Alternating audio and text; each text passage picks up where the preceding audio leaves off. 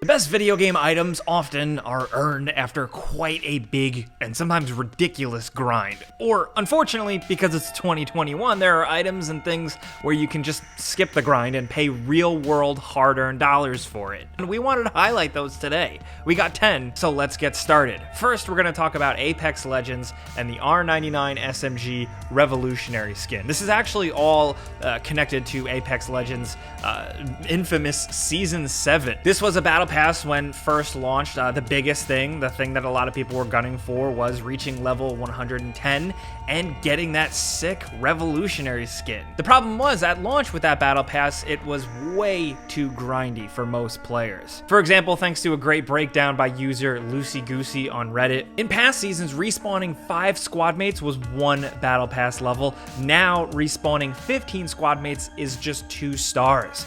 40 knockdowns is technically 2 stars. You have to win 5 games to get 5 stars, which is only half a battle point level.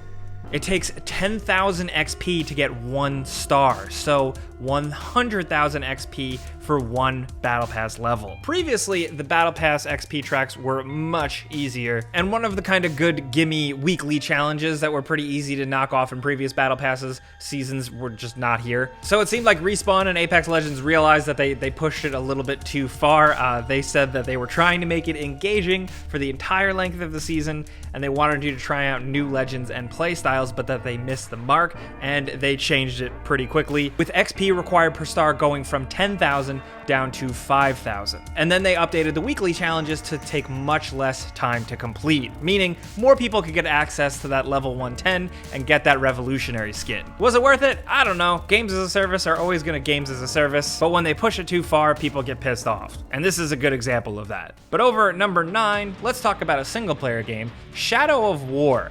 The second Middle-earth game, following up Shadow of Mordor, was notorious at launch for having a lot of microtransactions and loot box type stuff. But the biggest thing was the fact that you kind of had to grind to get the true ending. So originally, the ending and like this cool unique armor set that you would get for getting it was gated behind the Shadow Wars, which was like this kind of end game grinding mode that forced you to either get loot boxes with stronger orcs or just grind a ton to survive the frustrating and overlong section of the game where you just kind of have to constantly defend your strongholds, especially considering the invasions would get pretty powerful and it would get pretty intense. It would take hours on top of hours to finish, and it would be even worse if you didn't spend real cash on the loot boxes to get the way cooler, more powerful orcs. And people were pissed, and rightfully so. That was ballsy of them to try and make it so like the way you would experience the final act of Shadow of War was not really through playing the game, it was just through this weird grinding and maybe considering buying some loot boxes type of thing that the game would push you towards. Thankfully, oh my god, thank goodness, Monolith eventually went back and changed this and got rid of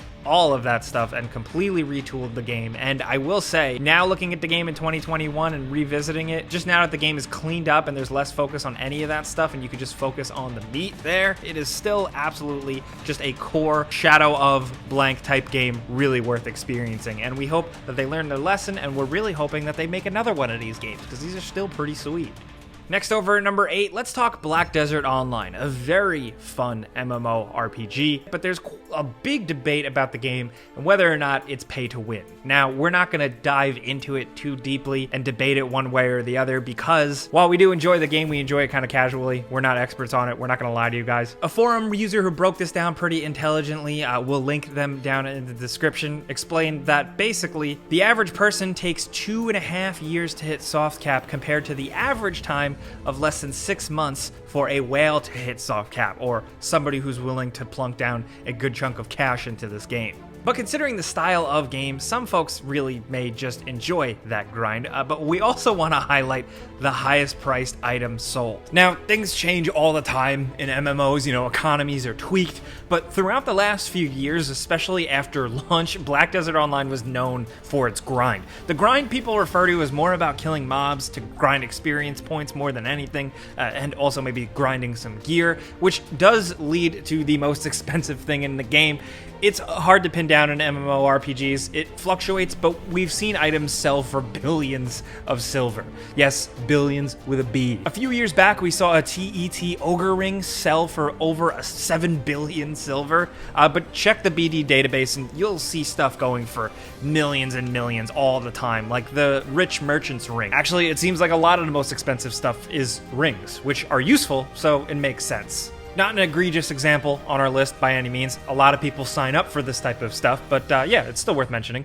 Next, over at number 7, let's talk Korra parts in Warframe. So Korra was essentially a pretty sick-ass Warframe that you could work towards. She's incredibly badass looking. She was a very much sought-after suit from what we've seen out there, and you had to grind for those parts to be able to get this Warframe. You could, of course, also buy your way into it, but the grind was pretty intense. A lot of people have issues with the Warframe grinds. Some of them can be pretty tough, and I think, honestly, if you ask everybody, they might have a different one, but from what we've seen in some forums, overwhelmingly, a lot of people say Korra is one of the top ones that took a lot of grinding. We've seen some players cite 243 runs at 8 waves each. You live and die by the RNG in these games, and it seems like Korra, Equinox are just a big pain in the ass to work towards. But maybe it's worth it, especially if you get it without putting a dime into the game. Next, over at number 6, if we're talking about grinding for stuff in games, you know we're going to talk Grand Theft Auto Online. We want to highlight specifically the Buckingham Luxor Deluxe. This is a golden private jet, one of the super sleek, nice looking ones. It's from Elitas Travel, and it cost 10 million bucks in the game. Just for perspective, the most expensive property, the Aquarius yacht, cost $8 million. This cost more than an underground bunker or an entire office building. Now, grinding heists can get you around 400k an hour, so the price isn't too unreasonable, but heists require up to 4 players who know what they're doing. Playing solo makes grinding a lot more time consuming, and there's been lots of debates throughout the years about how grindy Grand Theft Auto Online is. It's had its ups and downs, but we just wanted to point out one item in particular, and it's this crazy, ridiculous, expensive jet. Is it worth it? Next at number 5, you know we were going to mention it, Star Wars Battlefront 2. This has become a much better game. We just want to say that up front. We revisited it, and once the microtransactions and loot box stuff were completely fixed, it's a fun, competent Star Wars FPS. But man, in the beginning, it was a complete disaster, and we think it was something that needed to happen in the video game industry. Like, they had to push it this far, and it had to become a controversy and get more eyeballs on it, because it's important. Because people estimated when Battlefront 2 first launched that it would take like 40 hours of grinding just to be able to get the ability to play as Darth Vader. People on Reddit did the math, and the way it worked was that the most expensive characters in the game that were locked would be Luke Skywalker and Darth Vader at 60,000 credits. To earn 60,000 credits just through playing, it would take roughly 40 hours. And that would be just to buy one of the single cool heroes in the game, with other characters like I think Princess Leia and Chewbacca being at 40,000 credits. You couldn't buy credits with real world money, but you could buy crystals, and then you could do the loot box thing and then convert those loot boxes and essentially launder money in order to kind of buy your way towards these heroes. And people really didn't like it, and it was a whole big mess with EA and DICE trying to defend it. EA said, and I quote, "The intent is to provide players with a sense of pride and accomplishment for unlocking different heroes." A grind is one thing, and we've highlighted them in this video in certain instances where some games it just takes a long ass time to get something cool. Sometimes you have the option to buy your way in, especially if it's cosmetic, but when it comes to like manipulative loot box gross practices, that's where it's the worst, and that's where it should be called out. And it was here, and thankfully it was fixed, but still. Next, over at number 4, you know we were going to mention CSGO. Since it became a thing, the virtual economy for this game has absolutely exploded. You've probably heard all about it, all the controversies and everything. People go absolutely crazy for skins and pay top dollar for the ones that have the rarest drop rates. Now, this always changes. The market is very volatile, but as of right now, according to esports.com, some of the most expensive weapon skins right now are the Souvenir Dragon Lore at Factory New, coming in for around $26,000.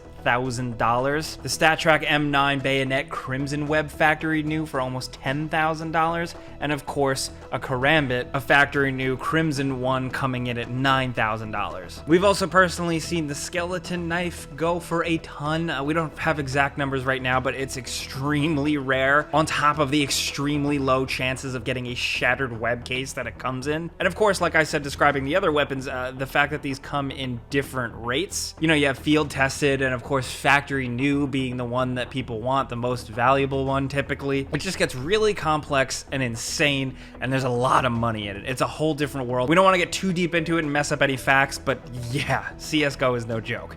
Down to number 3, let's take a trip down memory lane with the blue party hat from Runescape. This thing showed up way back in like 2001. This is a really, really old in-game item that was coveted by players. It was extremely rare, even though it was just this little blue pointy hat that your character had, and along with the red party hat, this item was the first to pass the 1 billion price mark on the Grand Exchange. That happened in March of 2011. So the way it works, RuneScape Gold, $1 is about 2 million, and the price of the party hat got as high as 23 billion. Yes, for a dinky little hat for your RuneScape character. But RuneScape, like a lot of other massively multiplayer games with loot and items, sometimes the coolest stuff is the hardest to get, and if there's an opportunity to buy your way into it, someone always will. It's not good, but it happens. Also, just shout out to RuneScape for a second. It's just still going strong, probably for as long as I've almost been alive. We should make more RuneScape videos. Anyway, next at number 2, let's talk about the Pink Courier War Dog from Dota 2. Now, of course, MOBAs generate a lot of money. They have marketplaces. People want the randomized drops and they'll pay up to get the good shit so they don't have to grind. And a courier is an in-game thing that's not your character, but it brings you items in battle. And the Pink Courier War Dog went for a ton just because it was an extremely rare combination of things. It's pink, it's a dog, people love it, and people wanted it, and they came out in droves. According to Engadget, a pink War Dog courier sold for $38,000 US. Yes, that is real. I don't know what else there is to say about that other than holy hell.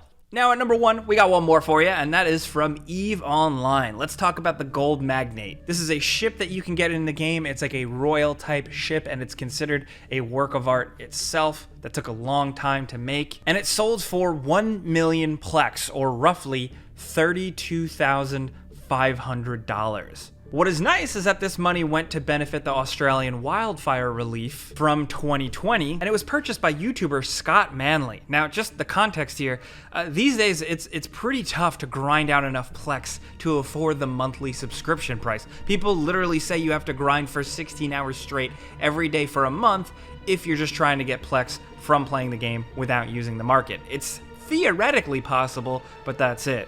Now, if you want to earn it without paying the crazy prices, it is very rarely given out as a first place prize for the Armor Championship, with only 2 known to still exist. So one went for a massive amount of money and an incredible sale, but at least it went to a good cause, and we thought it was worth highlighting here at the end. But those are some crazy expensive items that can be bought for a ton of money or a bunch of grinding. We kind of flip-flop back and forth, but we want to hear from you in the comments. If you have any other examples, something that you grinded for, that you hated or really loved earning, or something that, you know, come clean and admit that you paid money for. You shouldn't, but if you did, hey, it's okay. Just let us know in the comments anything you want at all. But if you enjoyed this video, clicking the like button is the best way you can help us out. And if you're new, consider subscribing and maybe hitting that notification bell, because we put out videos every single day.